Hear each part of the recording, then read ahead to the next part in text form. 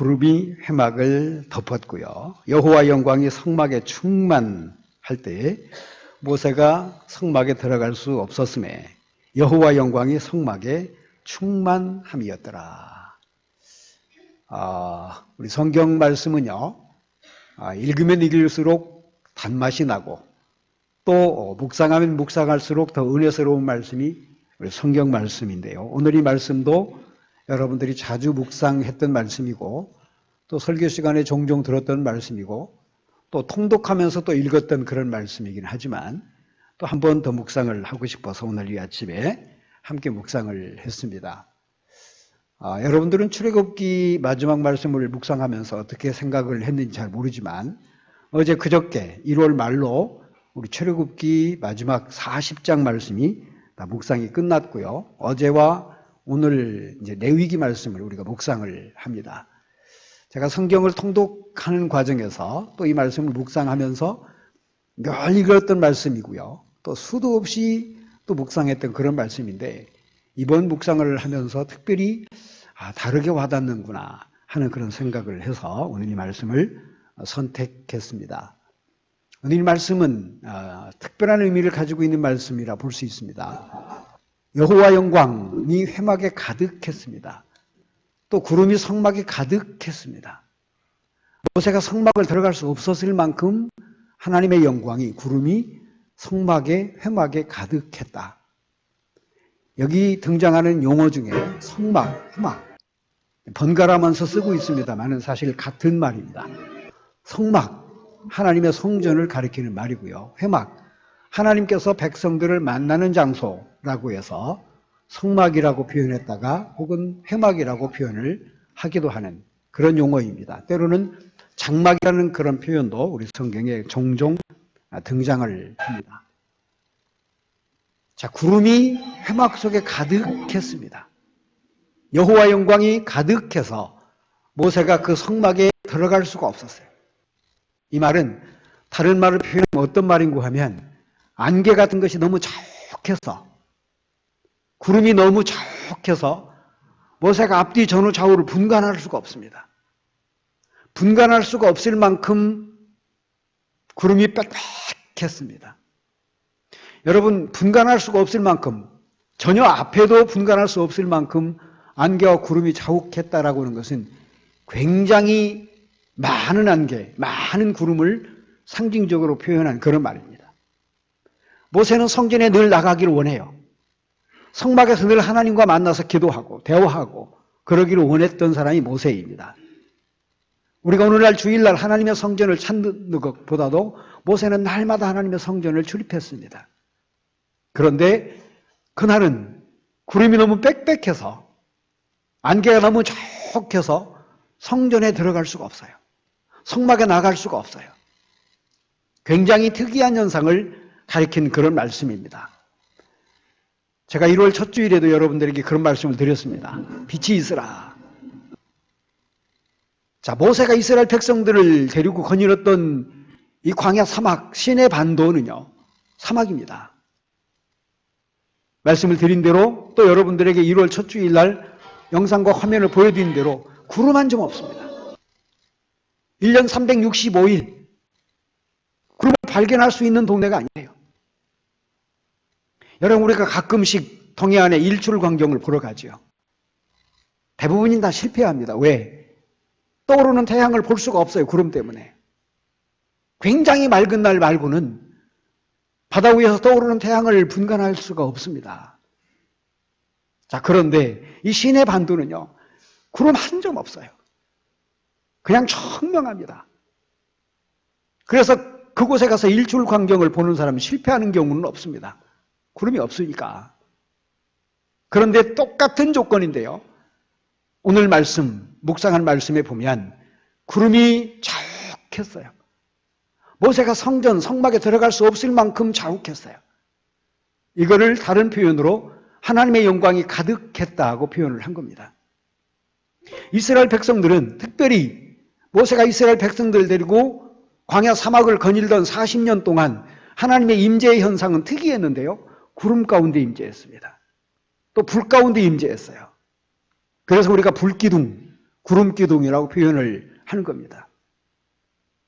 이스라엘 백성들은 구름이 끼고 또 밤에 불기둥이 나타나면 하나님께서 우리에게 함께 계시구나 하여서 그 구름이 낀 날 앞으로 행진하고 전진했습니다. 그 많은 사람들이 사막을 걸어갈 수가 없어요. 왜? 너무 태양이 뜨거우니까. 기온이 30도, 40도 올라가는데 노약자들은 걸어갈 수가 없습니다. 구름이 끼지 않으면. 그래서 한참 쉬었다가, 진지 한참 쉬었다가, 그리고 구름이 끼고, 그러면 조금 전진했다가, 또 한참 쉬었다가 구름이 나타나면 또 앞으로 전진하고, 이것을 반복해서 40년 동안 애굽에서 광야 길을 걸어가면서 가나안 입구까지 가는 동안에 그랬습니다. 멈췄다가 갔다가 멈췄다가 갔다가. 너무 뜨거우니까 밤중에는 불기둥이 없으면 이동할 수가 없으면 뭐 추우니까 또. 젊은 사람들이야 괜찮겠지요. 노약자분들은 그렇지 않습니다. 자, 그래서 노약자들까지 함께 있는 수백만 명의 인구가 이동을 하는데 낮에 구름이 끼지 않으면 움직일 수가 없어요. 오늘 우리가 묵상할 말씀 바로 다음 구절에 뭐라고 써 있는가 하면 여호와의 영광이 가득했어요. 구름이 자욱했어요. 그때에 이스라엘 백성들이 앞으로 전진했고 앞으로 나아갔다고 되어 있습니다. 비로소 하나님께서 임재하신 그런 광경을 백성들이 확인하고 아, 이제는 우리가 걸어갈 수 있겠구나. 앞으로 전진할 수 있겠구나. 4km든 5km든 하나님께서 함께 임재하는 이 길목은 우리가 넉넉히 갈 수 있겠구나 하여서 그들이 구름이 낀 날 이동했다고 되어 있습니다. 하나님께서 임재하심을 확인하고서 비로소 임재한 이후에 그들이 이동을 한 겁니다. 여러분, 모세가 하나님을 만나는 장면에는 늘 이렇게 구름이 꼈어요. 출애굽기 앞전의 말씀에 보면 구름이 얼마만큼 꼈는지 아주 빽빽히 꼈다고 되어 있습니다. 모세가 하나님의 산 시내반도 시내산에 올라가는 바로 그 순간 구름이 빽빽했어요. 굉장히 자욱했습니다. 너무 자욱해서 앞뒤 전후 좌우를 구분할 수 없을 만큼 구름이 자욱했어요. 그때도. 근데 그 말씀에 보면 천둥 번개 우레가 쳤다고 되어 있습니다. 구름을 발견할 수 없는 동네에 그런 나라에서 그런 땅덩어리에서 구름이 자욱하고 빽빽했다. 이것은 특별한 현상이라 그렇게 볼 수 있어요. 근데 여기 궁금한 게 하나 있습니다. 모세의 기도는 특별한 은총이 있었고 모세의 기도는 특별한 능력이 있었다는 얘기인가? 여러분 그러지 않습니다. 모세도 우리가 똑같은 성경을 가지고 있어요. 모세가 대단한 지도자인 것만 분명하지만 그러나 모세도 실수했고요. 모세도 하루 세 끼 밥을 먹어야 됐고요. 모세도 우리와 똑같은 마음과 똑같은 생각과 똑같은 기분으로 살았던 사람이 모세입니다. 그런데 왜 하나님은 모세의 기도가 있을 때마다 이렇게 구름 속에서 등장하시고 임재를 하셨을까? 궁금한 얘기입니다. 모세가 기도만 하면 하나님 왜 나타나셨고 모세가 기도만 하면 왜 하나님 구름 가운데 역사하셨을까? 모세가 기도만 하면 어떻게 불 가운데 하나님 임재하셨을까? 여러분 이유가 있습니다. 우리 성경의 말씀을 묵상하다가 보면 특별히 출애굽기 말씀을 묵상하다가 보면요. 모세가 사실 하나님의 음성을 듣고 부르심에 응답한 뒤로는 하나님을 향하여 거역한 적이 없어요. 모세가 처음 하나님의 부르심을 받을 때에는 굉장히 모세가 망설였습니다. 왜? 똑같이 우리와 똑같은 사람이기 때문에 두려워요. 내가 이 많은 백성들을 데리고 애굽을 탈출할 수 있으며 이 엄청난 사막을 어떻게 거닐 수 있으며 건너갈 수 있으며 어떻게 가나안까지 안내할 수 있으며 아무리 생각해도 이성적으로는 불가능한 얘기입니다. 실제로 불가능하고요.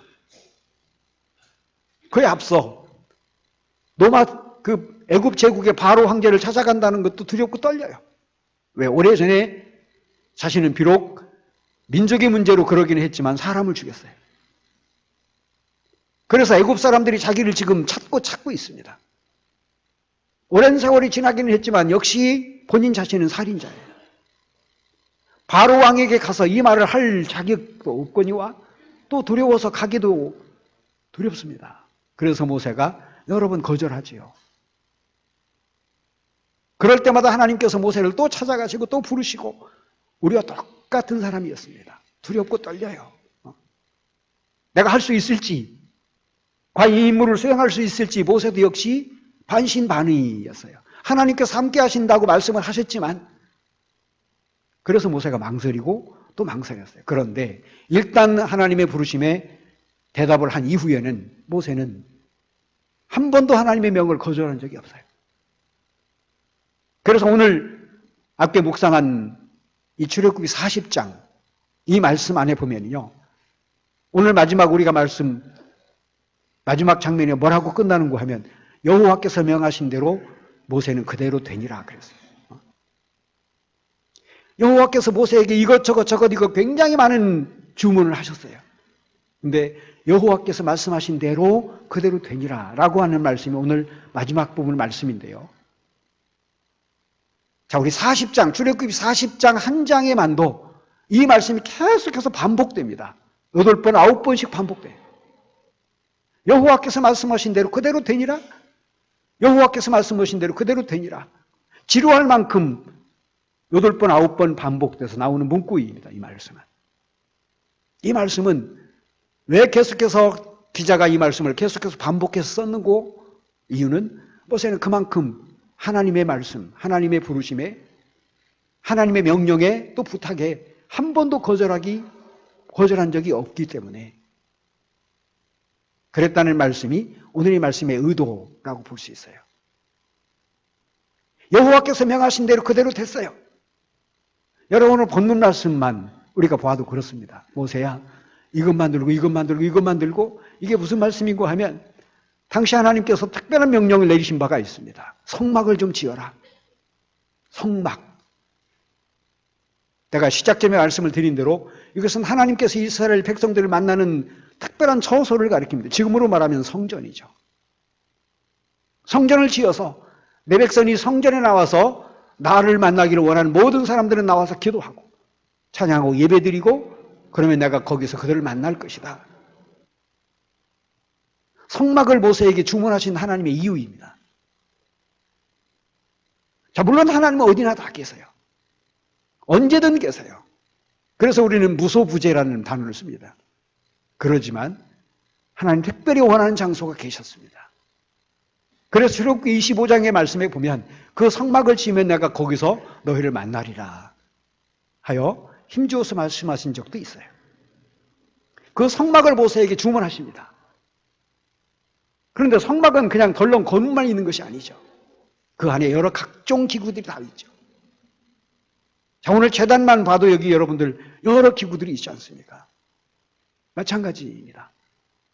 당시 모세에게 하나님의 성막을 주문하시고 부탁하셨을 때도 각종의 기물들을 이것 만들고 자로 된 듯이 이렇게 만들고 저렇게 만들고 그 너비는 그 길이는 그 높이는 이렇게 해서 만들라 하고 주문을 하십니다.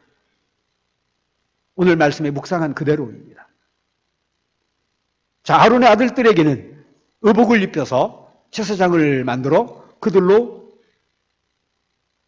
나를 섬기게 하고 또 어떤 물건을 이렇게 만들어서 물두멍을 만들고 또 대야를 만들고 이것은 지성소에 갖다 놓고 이런 많은 주문들을 우리 하나님께서 하십니다. 근데 맨 마지막에 뭐라고 그랬어요? 여호와께서 말씀하신 대로 그대로 되니라. 모세는요 한치도 하나도 어김없이 그대로 준행했어요. 여러분 생각해 보세요. 누군가가 내 주문을 받고 조금도 어김없이 한치도 틀림없이 그대로 준행합니다. 그러면 다음에 또 주문하고 다음에 또 부탁하고 그 사람과 또 만나고 또 그 사람과 대화하고 일단은 신뢰성이 확보가 되면 그 사람과 늘 만날 수밖에 없지요. 똑같은 사람, 똑같은 물건을 만든 사람이 있다고 손치더라도 정한 날짜에 정한 시간에 정한 규례대로 정한 규정에 맞춰서 딱딱 물건을 만들어내는 사람은 훨씬 더 신뢰하지.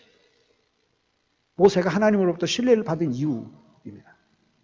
그런 모세가 당신의 성막에 찾아와서 하나님 앞에 기도를 드려 우리 하나님이 안 가실 수가 없어요. 내 아들 모세가, 내가 지명한 저 백성인 모세가 오늘은 무슨 기도의 제목을 가지고 왔을까? 하나님이 늘 눈여겨보시죠. 그래서 모세가 성막에 나갈 때마다, 시내산에 올라갈 때마다 하나님께서 구름에 빽빽하게 임재하신 것입니다. 여기 구름 가운데 임재했다는 말은 하나님 당신의 모습과 당신의 얼굴을 보여준 적이 없어요. 뭐라고 말씀하셨어요? 당신의 모습을 본 자는 그냥 그대로 현장에서 죽습니다. 하나님은 당신의 모습을 사람들의 한 번도 보이신 적이 없어요. 그게 구름 기둥으로, 불 기둥으로 임재하셨다는 말의 또 다른 의미이기도 합니다. 자, 여하튼 모세가 하나님이 주문하는 그대로 성막에 찾아와서 열심히 기도해요. 신뢰할 만한 사람이 당신이 선택한 모세가 하나님 앞에 나와서 기도하는 모습을 다른 누구보다도 훨씬 더 눈여겨보셨겠지요. 하나님이 그곳에 안 가실 수가 없습니다. 큰 소리로 모세가 기도했다는 장면은 없어요, 성경에. 그러지만 모세가 기도할 때마다 하나님께서 나타나시지 않은 적이 없습니다. 여호와께서 말씀하신 대로 그대로 되니라 라고 하는 말씀이 답이라고 볼 수 있어요. 똑같은 우리와 똑같은 성정을 가지고 있는 사람인데 모세의 기도를 특별히 하나님께서 들으신 이유가 바로 그런 겁니다. 그 엄청난 사역을 모세로 감당하게 한 이유도 바로 거기 있고요. 온갖 난관에 부딪혔음에도 불구하고 가나안까지 모세가 백성들을 안내하는데 하나님이 동행하시고 인도하셨던 이유도 바로 거기 있다고 볼 수 있어요. 자, 그런데 우리 하나님께서 성막을 주문하시면서 성전을 지어라. 당시 성전이라는 게, 성막이라는 게 지금처럼 이렇게 거창한 것을 얘기하는 게 아닙니다. 그야말로 장막입니다. 지금으로 말하면 텐트 같은 것이에요. 당시 유대 백성들은 수시로 이동을 해야 됐기 때문에 고정 건물을 지을 수가 없어요. 물론 그런 물자를 구할 수도 없거니와. 자, 그래서 수시로 이동할 수밖에 없는 천막 같은 그러한 성막을 하나님 주문하셨습니다. 그런데 하나님께서 주문하신 날짜가 있어요. 아무 때나 지으라고 말씀하시잖아요. 놀라운 것은 모세는 하나님께서 주문하신 그 날짜에 정확히 또 맞춰서 성막을 짓습니다. 그날이 곧 오늘 말씀 17절에 있는 그 말씀 그대로입니다. 첫 달 초하루. 첫 달 초하루. 초하루라는 말은 삭이라는 뜻을 씁니다. 한자로. 그래서 월삭이라는 표현을 합니다. 월삭. 그 달의 첫날. 초하루를 월삭이라고 그래요. 오늘 하나님께서 모세에게 성막을 주문하시는데 때가 있었어요. 아무 때나 하지 말고 월삭. 그달 초하루에 지어라. 여러분, 하나님께서 왜 그달 초하루에 성막을 지으라고 하셨을까? 초하루도 24시간이고 초이틀도 24시간이고 금음날도 24시간이에요. 근데 초하루에 무슨 의미가 있길래 우리 하나님께서는 모세에게 초하루 그달 첫날에 이 성막을 지으라고 하셨을까? 의미가 있습니다. 매일은 똑같이 24시간이지만 흘러가는 시간의 의미는 다 똑같지만 그 말의 의미는 너희들이 무슨 일을 시작하면서부터 라고는 뜻을 가지고 있습니다. 어떤 일을 생각하든지 어떤 계획을 세웠든지 그 일을 시작하면서는 반드시 나를 만나고 해라 라고 하는 그런 의미를 가지고 있어요. 그게 월삭이라는 뜻입니다. 말씀에 하나님께서 첫 달 그 초하루에 성막을 지으라고 하신 말씀의 의미가 바로 그런 의미입니다. 한 달은 똑같지만, 그러나 똑같은 한 달이지만 그래도 기왕이면 첫날. 여러분, 하나님께서 이스라엘 백성들에게 명령을 내리신 바가 있어요. 너희 중에 장자, 처음 난 것은 다 내 것이니라. 무슨 말씀이에요? 둘째도 하나님의 것이고 셋째도 하나님의 것이래요. 막내도 하나님이 주셔서 낳았어요. 저 막내인데. 저 아버지 하나님께서 주셔서 낳겠지요. 자, 우리 큰형님만 하나님께서 지명하셔서 특별히 내려주신 거 아니지요. 다 하나님의 자식인데 왜 하나님은 첫 것을 좋아하셨지? 왜 첫날 첫 열매를 왜 하나님 좋아하시지?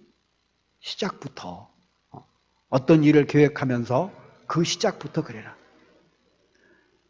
여러분 오늘 세상적인 용어로는 일요일이라고 그러죠. 자, 오늘 우리는 주일이라고 그럽니다. 자, 일요일, 주일은 주말이에요. 주초예요. 우리 달력에 있잖아요.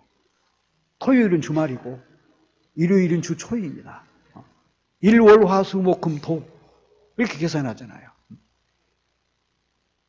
자, 우리 하나님께서 주일날, 첫날 그 주가 시작되는 이 첫 아침에 하나님의 전에 나와서 우리를 만나시기를 원하시는 것 이유가 있어요. 한 달, 한 주 시작하는 그 시점에 하나님을 만나고 하나님께 보고하고 그리고 무슨 일은 매사든 진행하면 하나님께서 반드시 만나주신다. 특별히 주 초에 우리 하나님의 성전에 나와서 우리가 예배를 드리는 의미도 바로 그런 의미라고 볼 수 있어요. 참 달력 만드는 사람이 참 지혜롭습니다. 이날이 성일이에요. 이날이 주일이에요. 시작하는 바로 이 시간 그날부터 성전에 나와서 나를 먼저 만나고 한 주를 시작하고 성전에 나와서 나를 먼저 만나고 무슨 일을 하고 그러면 우리 하나님께서 약속하신 말씀이 있어요. 내가 너희를 만나줄 것이고 오늘 제가 묵상하면서 드린 말씀입니다. 너희가 나를 찾고 찾으면 내가 만나줄 것이고 하나님 우리를 만나준다는 말씀은 이스라엘 백성들을 하나님께서 가나안까지 축복의 땅까지 안내하신 그 과정을 그대로 우리가 축복으로 상급으로 받을 수가 있음을 얘기한다고 볼 수 있어요. 자, 오늘 신약의 말씀에 보면 우리 하나님 예수님께서 당신의 제자들을 모아놓고 간곡히 당부합니다. 예루살렘 떠나지 말고 거기서 기다려달라. 예루살렘을 떠나지 말고 거기서 기다리라. 여러분 예루살렘이라고 하는 것은요 굉장히 중요한 의미를 가지고 있어요. 지금도 예루살렘이 이스라엘의 수도예요. 3000년 전에 다윗이라는 사람이 도읍을 정한 이후 3000년 동안 지금까지 예루살렘이 이스라엘 사람들의 수도예요. 나라가 망하기 이전 나라가 세워진 모든 기간 동안 예루살렘은 유대 백성들의 수도였습니다. 자, 본래 이 땅은 여부수 사람들이 살고 이방인의 땅이에요. 근데 다윗이 일부러 그 땅을 점령합니다.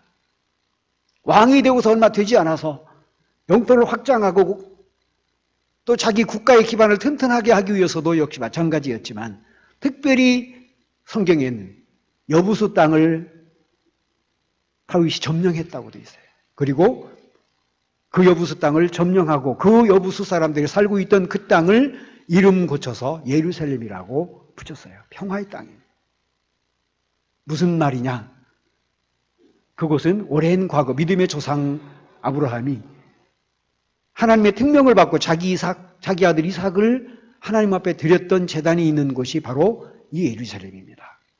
우리 창세기에는 그곳을 다른 말로 표현을 했습니다마는 바로 믿음의 조상 아브라함이 아들 이삭을 하나님 앞에 드렸던 바로 그 제단, 모리아 제단이 있던 바로 그곳이 예루살렘. 다윗이 그냥 여부수 사람들이 살고 있었던 땅을 점령한 게 아닙니다. 그 땅을 점령하고 도읍을 그곳으로 정하고 그동안에 다윗은 7년 동안 헤브론이라는 땅에서 나라를 통치한 적이 있어요. 그러나 그 땅을 점령하고 그 땅으로 왕궁을 옮깁니다. 그리고 자기 아들 솔로몬에게 그 땅에서 그곳에서 하나님의 성전을 짓게 합니다. 이게 곧 예루살렘이라는 곳이에요. 자, 예수 그리스도께서 당신의 제자들에게 여기를 떠나지 말라고 간곡히 부탁하며 기다리라고 하는 말씀 의미 역시 똑같습니다. 그곳이 곧 하나님의 처소이고 하나님 만날 수 있는 것이고 하나님을 만나고 하나님의 처소에 있어야 모든 미래의 일이 더 형통할 수 있기 때문에 어디든 예수님은 그들을 찾아가실 수 있지만 상징적인 의미로 오늘 이 말씀 간곡히 부탁을 하고 당부를 한 것이죠. 자, 그래서 예루살렘 교회도 바로 세계 제1의 교회로 예루살렘 수도에 세워졌던 이유도 바로 거기 있습니다. 이 말씀을 마치시고 예수님은 하늘나라로 올라가세요. 여기를 떠나지 말고 여기서 기다리기를 그것을 간곡히 당부하시고 그리고 제자들이 보는 데서 하늘로 올리고 가셨다고 되어 있습니다. 성전은 성막은 그렇게 중요한 것이고요. 주초에 우리가 하나님 앞에 나와서 예배를 드리는 것 또한 그래서 중요한 것이고요. 바라기는 어제 우리가 월삭 새벽 기도회를 드렸습니다. 많은 분들이 나와서 한 달을 준비하면서 기도를 하고 갔습니다. 자, 한 주를 저희들이 시작하면서 오늘 하나님 앞에 나와서 예배를 드립니다. 특별히 우리 하나님께서 이 시간 여기 앉아있는 우리를 만나 주실 것이고 만나 주심의 그 만남의 결과는 우리에게 평강과 형통함과 축복이 충만할 줄로 믿습니다. 이런 축복이 하나님을 만나고 돌아가는 여러분들과 우리 온 가족들에게 넘쳐나길 바랍니다. 기도하겠습니다.